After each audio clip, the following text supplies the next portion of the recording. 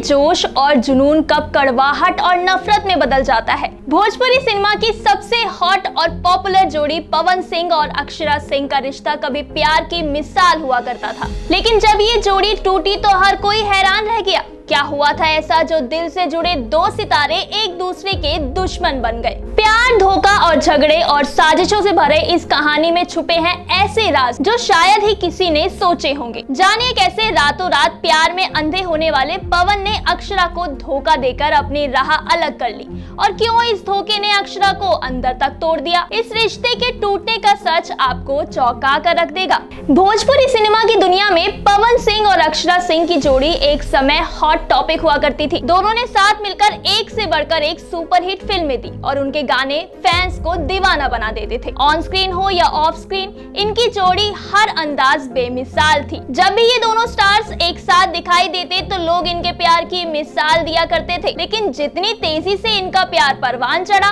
उतनी ही धूमधाम से ये रिश्ता बिखर भी गया। इस रिश्ते का अंत किसी भी फिल्मी ड्रामे से कम नहीं था। धोखा, झगड़े और एक के बाद एक चौंकाने वाले खुलासों ने फैंस को हैरान कर दिया। इस प्यार की शुरुआत होती है साल 2015 के आसपास। पवन सिंह और अक्षरा सिंह के बीच नजदीकियां बढ़ने लगी।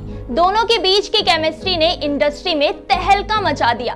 जब भी ये जोड़ी स्टेज पर आती, फैंस उनकी एक झलक पाने के लिए बेताब हो जाते। भोजपुरी सिनेमा में ये जोड़ी हिट पर हिट दे रही थी और हर कोई यही मानने लगा था कि अब ये दोनों जल्द ही अपने रिश्ते को शादी में बदल देंगे, लेकिन किस्मत को कुछ और ही मंजूर था। हर कोई उस वक्त चौंक गया जब खबर आई कि पवन सिंह ने बिना अक्षरा को बताए बलिया की ज्योति सिंह से शादी कर ली है। ये वही पवन सिंह थे जो अक्षरा से शादी करने की बात करते थे।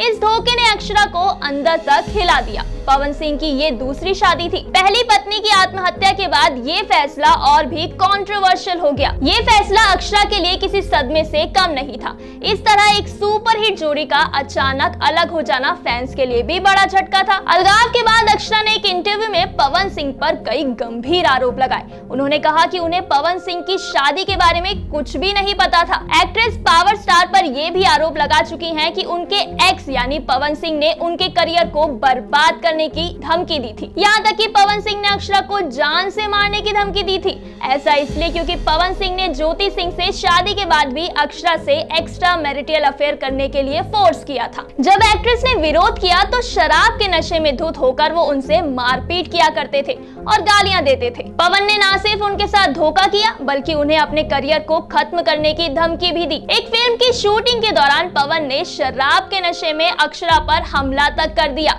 इसके अलावा अक्षरा ने पवन सिंह पर आरोप लगाया कि उन्होंने स्टैम्प पेपर मंगवाया था और अपनी मां का हवाला देते हुए उन पर साइन करने को कहा था। इसमें लिखा था कि अक्षरा कभी पवन से प्रॉपर्टी में हिस्सा नहीं मांगेगी और पवन ने इस इल्जाम को कबूला भी है।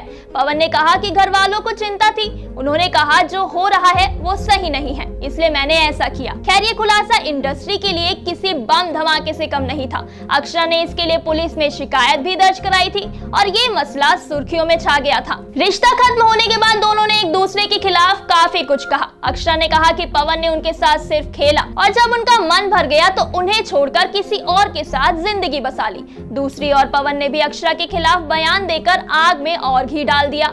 दोनों के बीच इतना गहरा मतभेद हो गया कि अब दोनों एक दूसरे का नाम सुनना भी पसंद नहीं करते थे। ब्रेकअप के बाद पवन ने ज्योति के साथ एक नई जिंदगी की शुरुआत की, जबकि अक्षरा ने भी खुद को मजबूत बनाया और अपने करियर पर फोकस किया। अक्षरा ने कई हिट गाने और फिल्में दी जिससे उनका स्टारडम और भी बढ़ गया। उन्होंने खुद को एक नई तरह से पेश किया और उनके फैंस ने इस नए सफर में उनका साथ दिया। पवन सिंह और अक्षरा सिंह की कहानी एक सबक है। प्यार में ईमानदारी और भरोसा ही सबसे जरूरी है। जब ये दोनों चीजें टूट जाती हैं तो रिश्ता सिर्फ दर्द और नफरत ही छोड़ता है। पवन और अक्षरा की कहानी ये साबित कर देती है कि प्यार जितना खूबसूरत होता है उसका टूटना उतना ही दर्दनाक। तो दोस्तों, आपका इस कहानी के बारे में क्या कहना है? हमें कमेंट सेक्शन में जरूर बताएं।